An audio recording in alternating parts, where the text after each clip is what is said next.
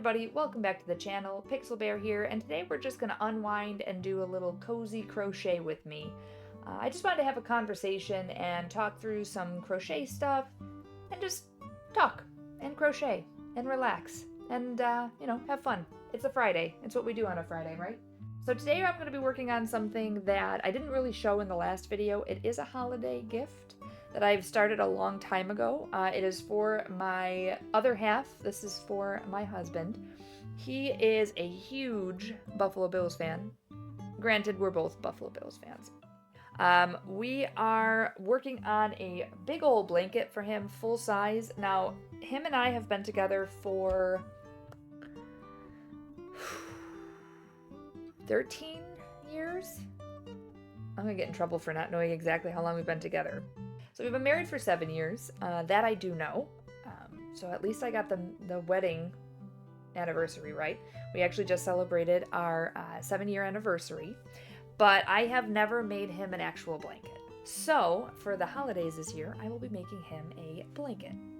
He is actually downstairs, so hopefully he didn't hear any of that.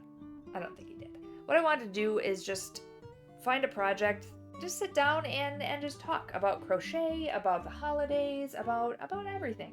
We're just gonna see how it goes. One of my questions that I have is, what kind of things do you like to do for the holidays? How do you get yourself into the holiday spirit? I'll be honest with you, the last couple years it's been tough to get into the holiday spirit. Mainly just because it's tough to see family. My family lives a couple of hours away, so I don't get to see them as much. We do see each other for Thanksgiving, and that always does help. But one thing that always gets me into the holiday spirit, and it's been kind of lacking the last couple years, which is surprising, is snow. It's the first snow that kind of gets me. And it did snow. I'm looking out my window like it's snowing now. It is supposed to snow later this week, but it snowed last week, and this is before Thanksgiving. And it doesn't usually happen this early, but I was thinking that it just automatically brought back memories of playing with my cousin and playing with my brother in the snow on Thanksgiving. It was such a fun holiday experience, and it only happened once or twice in the 18 so years while we were all still, spending time on Thanksgiving together. But I still remember the game that we played, and it always got me in the holiday spirit because that was the time when the parents, right after Thanksgiving, I remember my mom would pull out the coffee. We always had Thanksgiving at our house. My mom would pull out the coffee for the adults, and all of the kids would get out. Do you remember the big, and this is, my folks that are around my age might remember this. Do you remember the old catalogs? They'd have all the toys in them. And then we would sit down, and each of the kids would circle and then put their name next to the toys that they wanted. And then the parents would get the catalogs afterwards. We'd spend maybe half an hour going through the catalogs, and me and my brother were strategic. We wouldn't ask for the same toys. We'd make sure that we, if I asked for this one, you ask for that one, so we can play, games together and things like that. But then we'd give the catalogs to the parents, and then the parents would divide up who was getting what gifts, and if there was just some that were just not going to happen. So I just remember around Thanksgiving, that was always a start to the holiday season, was giving the parents the list of toys that we wanted. And we never remembered what we circled, and we never remembered what we didn't circle, and we also didn't realize, who was getting what. So Santa was always helping out. But that's what kind of sets into motion the holiday season for me. It's Thanksgiving, and it's the first snowfall. So we've had the first snowfall, and now we're getting into, we're about 2 weeks away from Thanksgiving, or a week away. We're closing it on Thanksgiving, we'll say it that way. And now the family looks very different. We have nieces and nephews. My brother and sister and I are all older. But it's when we, as the aunts and uncles now, get all the kids' lists. And it's a lot of fun. Usually, as I said in my last video though, the nieces and nephews, my older niece and my older nephew, tend to give us lists with food in them. So we have like Jolly Ranchers and goldfish and chocolate, and they don't give us, any kind of tangible gift ideas. They just want snacks. I don't know if my brother-in-law and sister get them everything that they need, so they don't ask for it, or they don't. I don't know. It's weird. I've never seen that before, but I'm excited to get to Thanksgiving to see what they're going to ask for this year. I doubt they're going to ask for a chicken nugget stuffed animal, but that's what they're getting, or at least 2 of them are. But I was curious, what gets you into the holiday spirit? Is it decorating? Is it reading a certain, book, or watching a certain movie? What's something that you do to get yourself into the holiday spirit? And I know we all celebrate different holidays. It doesn't have to be, one holiday. That was just my story. But, is there something that you do to, just get in the mood of any holiday? I absolutely love the snow too. I don't think I could live someplace that didn't have snow just because I'm so used to it. I joke and say, I want to move to Florida, move down south to get away from the snow, but I absolutely love the snow. I love how pretty everything is. And you know what? If you don't live in an area where there's a lot of snow, it's the quiet that comes with winter. Super, super quiet. Kind of scary at times. It's kind of eerie. It's why I really like, ghost stories that's set in the winter.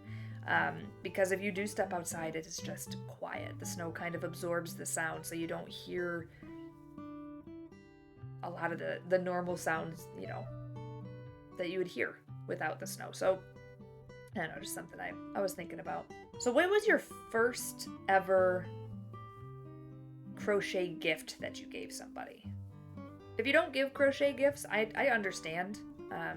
It took me a while to go from learning how to crochet to actually giving a crochet gift, but I'm just curious, what was the first one that you gave or that you tried to make for a gift? Maybe you didn't actually give it. Mine was a hat. And it was just not the greatest hat. I just remember I was very proud of it, but it was not the nicest hat. It went to my brother. No, it was my dad. My dad got the first hat, and it was just not good. But, I bet he still has it somewhere. If he doesn't, I don't blame him. It was a black and gray, not variegated, but it was, kind of like a tweed kind of thing, like it was meshed in, the black and the gray together. And it was just a straight round single crochet hat. It was too small, and it didn't quite cover his ears completely. It kind of sat right here. I could have gone maybe another row or two and it would have been fine. But I just remember it being so tight, and he put it on his head, and I remember that we just laughed about it. It was ridiculous.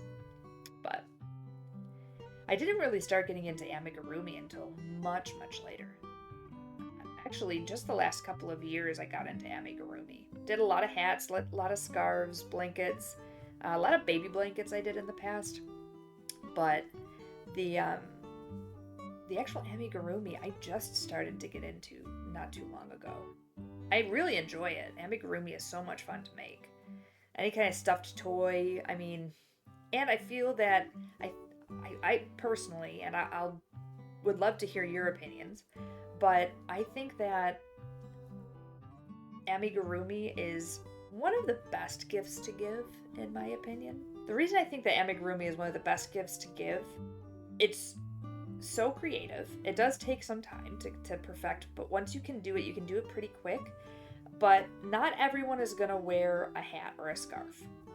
Some people don't really like the way that crochet hats and scarves look. And some of the early projects that I made were geeky hats. Bulbasaur hats, or Charmander hats, or Teenage Mutant Ninja Turtle hats, or I made a Pac-Man scarf. So a lot of the wearables I made were based on video game stuff. And video games or comic books or something like that. So I just remember that a lot of people didn't really want to wear that stuff. But I liked making it, so I made them for people, and then they never wore them, and, you know, it wasn't on them, it's just they didn't want to wear a Charmander hat. They thought it was a fun gift, but they're never going to wear it. So then I started getting into amigurumi, and I can tell you that that was probably one of the better moves for my gift giving, because everybody has some kind of fandom that they're a fan of. You know, whether it's a certain superhero or Pokemon or a video game, they have some kind of fandom that that they like. In most cases, even a book, Harry Potter, whatever. Usually, people have some kind of fandom that they like. So, if you can make a little stuffed toy for them that they can put on their desks, or that they can, you know, leave on display somewhere, that's probably going to be something that they're going to look at often. But it's also something that they don't have to wear, so they can kind of enjoy it on a smaller scale, if that makes sense. For example, I made a Teenage Mutant Ninja Turtle hat for an individual that I know, and it was for a gift, and they really enjoyed it, but I never saw them wear it. But I crocheted them a Teenage Mutant Ninja Turtle stuffed animal, and they proudly displayed it on their desk. So I've started to realize that unless it's specifically asked for, I usually don't make wearables for folks for the holidays. Unless it's something, again, that they've either asked for or that I've made for myself, and they say, "Ooh, I'd really like one of those." My sister's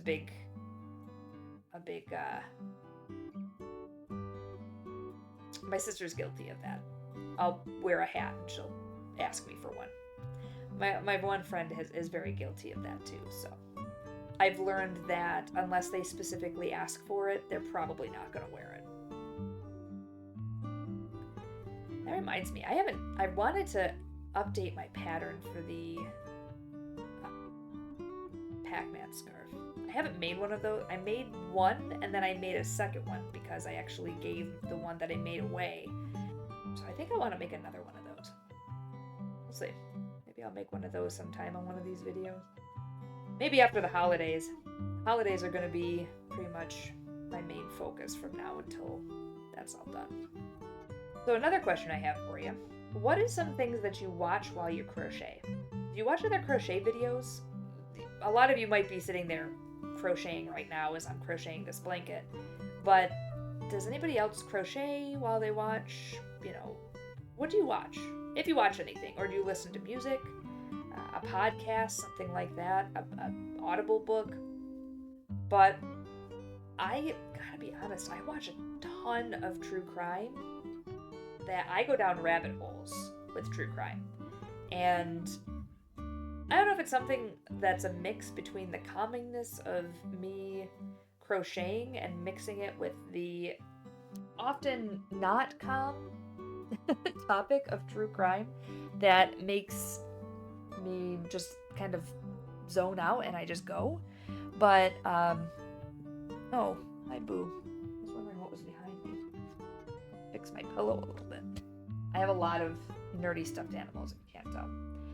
And that's one thing I once we're done with the holidays, I want to get back into is doing a lot of nerdy amigurumi and stuff like that. I just don't have time for it right now. But, back on topic, stop straying, focus. Yeah, my big main thing that I watch is true crime. And it's not a calming thing to watch, but yeah, I do a lot of true crime. Does anybody else watch true crime when they crochet?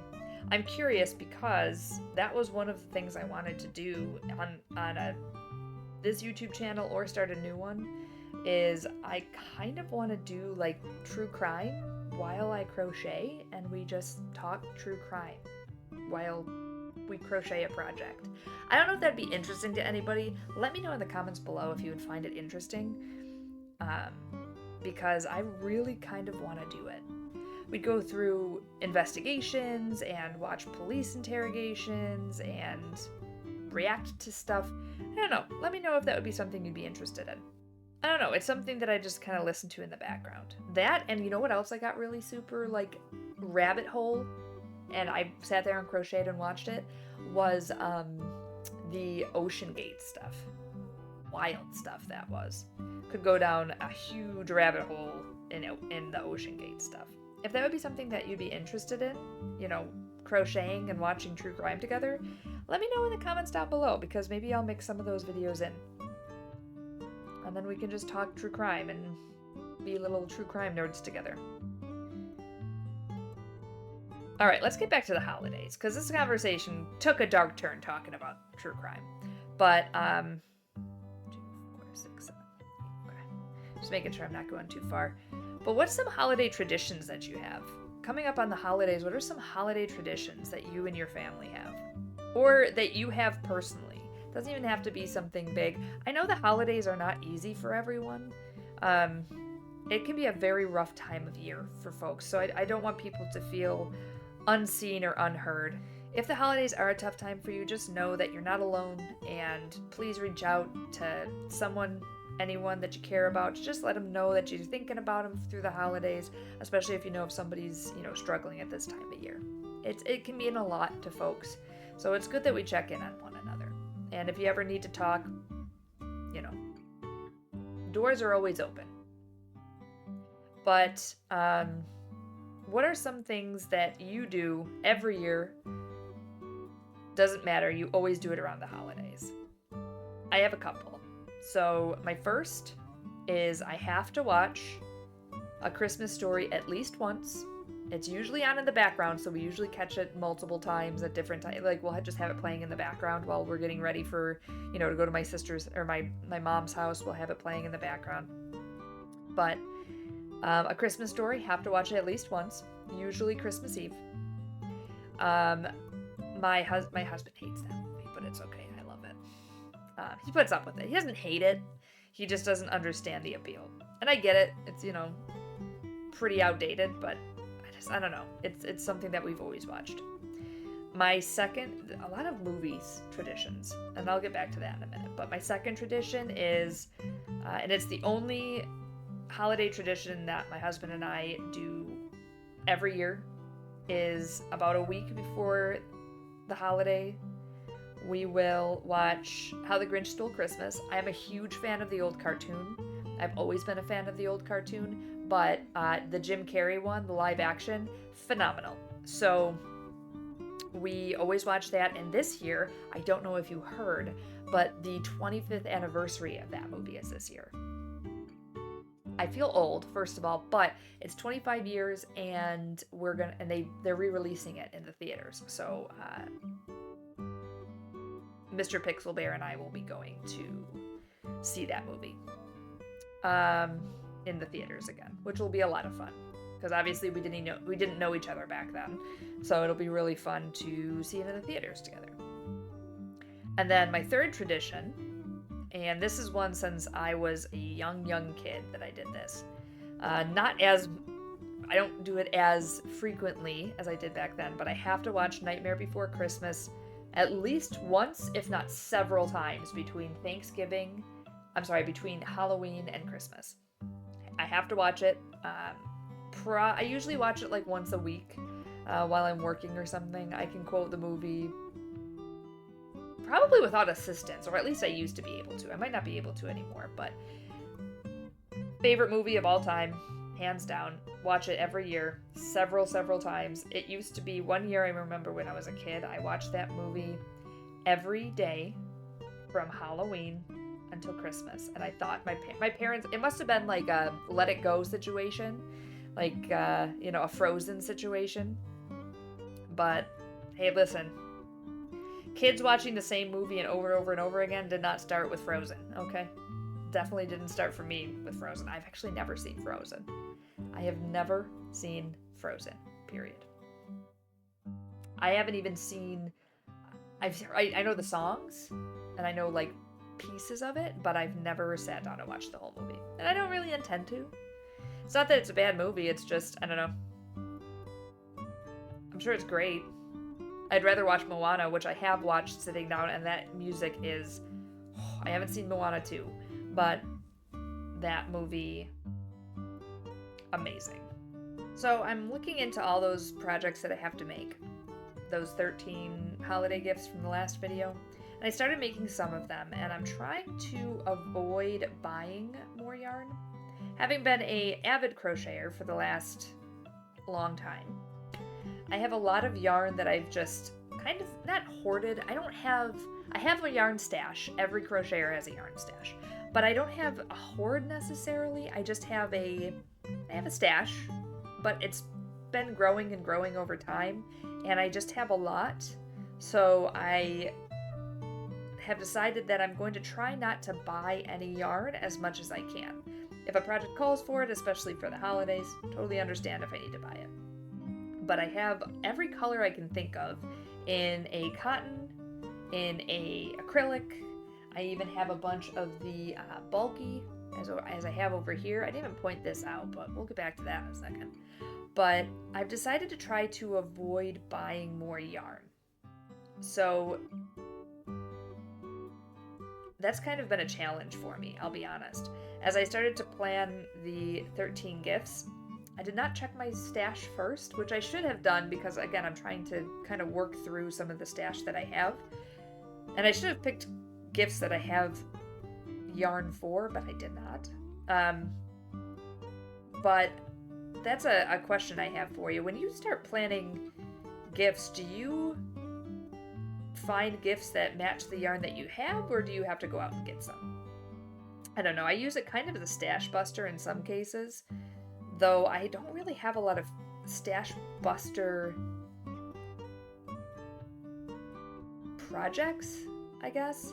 Maybe I'll start looking into some, especially in January, because I'll probably want to get rid of some yarn.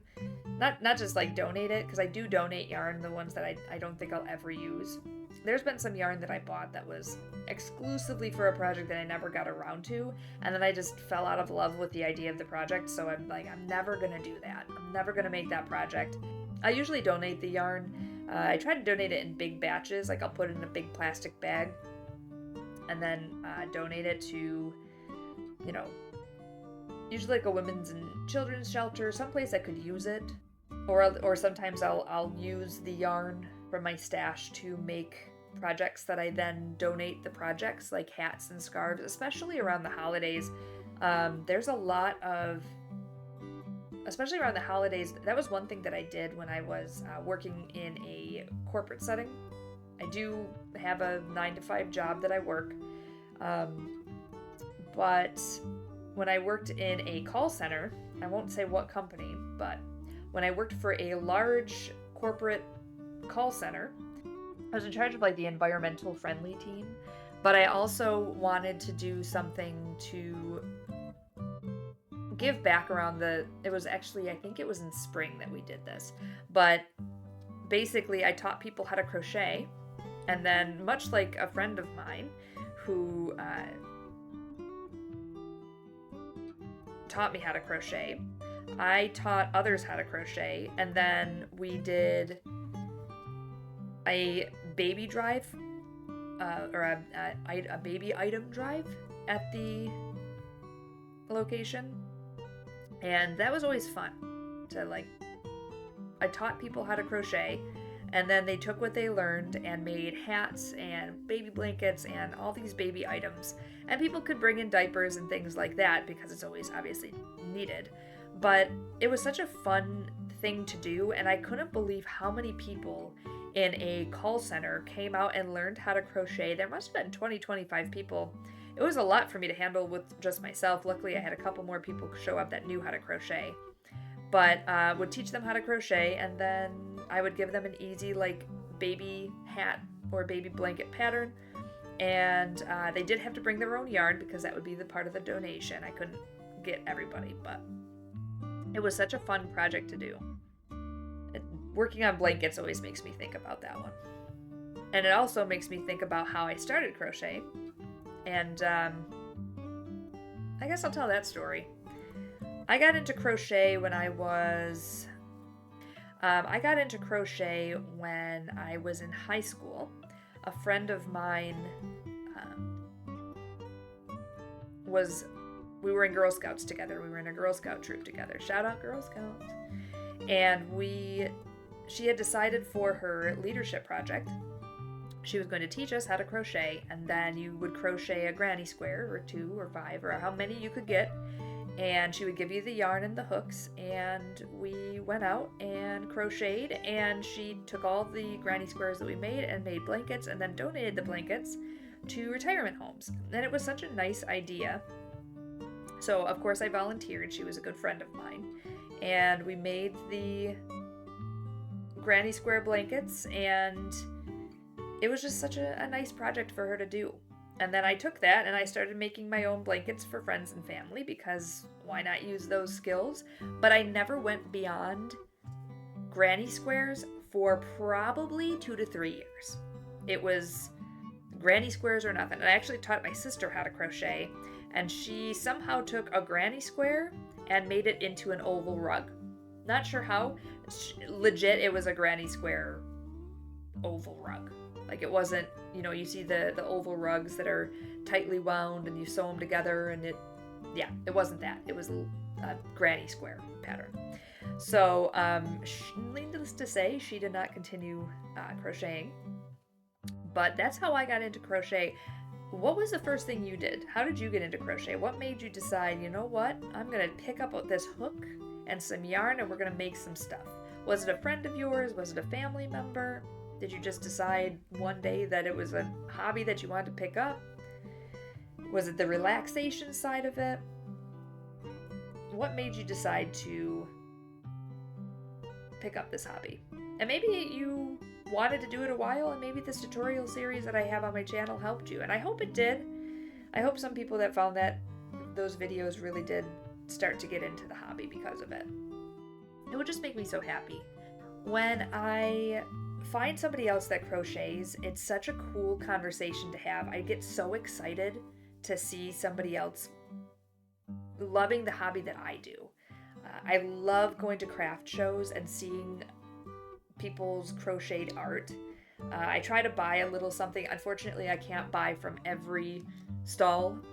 It would be a lot, but because there's a lot of crochet stalls now, and unfortunately, I can't buy all of it. But I know that I personally just love to see what other people make, and yeah, it's just a cool hobby to be able to share with people. And it's something that it doesn't take a lot to get involved with. It takes a while to master. It's not an easy skill. You do need somebody to show you how, or some book to read or videos. But I don't know, it's just such a cool community to be part of. And I'm gonna just finish this red chunk, and I think I'm gonna call it a day. So I'm just gonna finish this up, and we'll have a few more minutes of conversation. I'm really enjoying the fall this year too. Weather hasn't been too fantastic. As I said, it snowed already. Yesterday it was nothing but rain. But I love the fall. It's my favorite time of year. Favorite season is fall, hands down. I mean, we're getting ready for the holidays. I like things cooling off. I like to cuddle under blankets and have hot chocolate and wear sweaters and wear jackets and hats and scarves. I just like to bundle up. Always have. So, love the fall because it allows me to bundle up, but I'm not freezing cold yet, because January turns into a freezing cold mess here. So, yeah, great. What's your favorite thing to do in the fall? Like, what's your absolute favorite thing to do in the fall? For me, it's, like I said, bundling up, but I love to go for walks and see the leaves change. The leaves here are so pretty, and everything changes, and it's just so pretty here. Me and the husband will go take long rides out in the country. I mean, we're pretty country. We're not downtown by any means, so we're pretty country anyway. We kind of live in the country anyway, so we're not downtown by any means, but we kind of go a little bit further out and we'll just go find, we'll go look at the leaves and just, it's just a fun thing to do on the weekends. We both work, full time on the weekdays, so the weekends are our time to, go out and maybe stop at a brewery and enjoy a drink. I mentioned in my video, my 13 holiday gifts video, that we like to, provide the taste tests for our beer taste testing tradition with the family. But we have to taste test it first, we gotta make sure that it tastes good. So, yeah, that's our contributions to, we actually have to go do that. Next weekend we have to go find some beverages to take with us, so should be fun. So we talked about the first gift I ever made for somebody, but what was your favorite gift that you ever made for somebody? What is the one gift that when you handed it to them, their eyes just lit up? I think mine was actually a couple years ago. Fun story. I think it's a funny story. I think it's a cute story. But my niece, who I said that I taught how to crochet, before I taught her how to crochet, we went to a meat raffle. I don't know if anybody has ever heard of a meat raffle. I think this is like a Western New York thing. But anyway, it's a fundraiser. Some local butcher shops donate meat, and then you buy tickets for each round. And then if you win the ticket, if they call your number, you win like a steaks or a box of, chicken nuggets. Like, okay, chicken nuggets sounds bad, but like steaks or pork chops or whole turkeys. They had it around Thanksgiving one time, so they were, you could win your Thanksgiving turkey. It's a weird thing, I know. It's a whatever. Anyway, moving on. So at this gathering, my niece, it was around Thanksgiving time, and we were with, a big group of people, and my niece goes, I know what I want for the holidays, and it wasn't food for once. And I said, oh, okay, what would you like for the holidays? And she goes, I want a stuffed pumpkin. I'm like, a stuffed pumpkin, like with a cute face, like an amigurumi pumpkin? She goes, nope, I want a decorative stuffed pumpkin.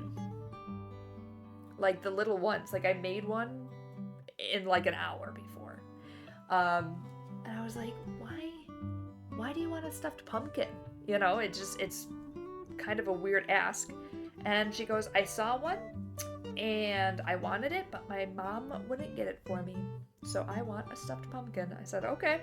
So for that holiday, for that Christmas, I made a giant stuffed pumpkin with a soft chenille yarn, but it had sparkles in it. So it was a sparkly pumpkin. And I had actually made it bigger than I anticipated. So the thing was like this big, because I thought, she wanted like a little stuffed pumpkin. And I thought, well, if you're getting a stuffed pumpkin, you're getting a big freaking stuffed pumpkin. I remember her opening that and her smile that she just gave, like, it was such a cool experience, to give something like that. And my sister just bursts out laughing. And she's like, what the hell is that? I was like, listen, your daughter wanted it. And then I thought, going back, she told me that she wanted it at the beginning of the event, that she wanted a stuffed pumpkin. And before we left, I said, did you say puppy or pumpkin? And she says, no, pumpkin. Like, I had to keep verifying that she wanted the pumpkin. So when she opened it, my sister was, just goes, why did you make her a giant stuffed pumpkin? She just hugged it, and I said, that's what your daughter wanted. She asked for one, she got one. And, the smile on her face, and she just hugged it, and, I said, that's what you wanted, right? You wanted a pumpkin, right? Not a puppy? I had to verify one last time, and she just nodded, and she had her stuffed pumpkin, so. I don't know what she does with these things, but it was such a fun ask. I never thought that one of my nieces or nephews would want a stuffed pumpkin for Christmas, but there we are. I don't like to normally make holiday gifts that are holiday specific. I find it narrows their usability, I guess. Like, I won't give a stuffed Christmas tree because I feel like once Christmas is over, you're not going to display a stuffed Christmas tree. Unless, you know, it's, again, something that somebody wanted specifically. I try to make gifts that you can use all year round or that you can display all year round if it's a stuffed toy. I want it to be something that you can hug and cuddle with all year round. But she wanted that damn pumpkin, so that's okay, I guess. I was going to make her a pumpkin spice latte, but I don't think she's into pumpkin spice lattes yet. Alright, folks, I am finishing up this row just now, and this is the end of my red. I'm going to have to switch to the white next, because that's 1, 2, 3, 4, 5, 6, 7, 8, 9, 10. 10 rows of each color makes these awesome stripes. It is turning out really cute. It's actually very long, too. I have to measure it to see how many I have left. I think I'm doing 5 of each color. So I am just over halfway on this blanket. We're looking at another... Oh my goodness, that's a lot. Anyway, we're gonna put this down for now. I'm just gonna wrap it up for now. So if you're still here and still watching, thank you so much for watching and being here. I really, really appreciate it. If you like what you saw, hit that like button. It means a lot to me. And if you want to see the next time we have these chat and crochets, or if you want to catch my next tutorial, hit that subscribe button so you keep up to date and we keep in touch. But until then, have a great rest of your week, have a great rest of your day, and I'll catch you next time. Happy crocheting!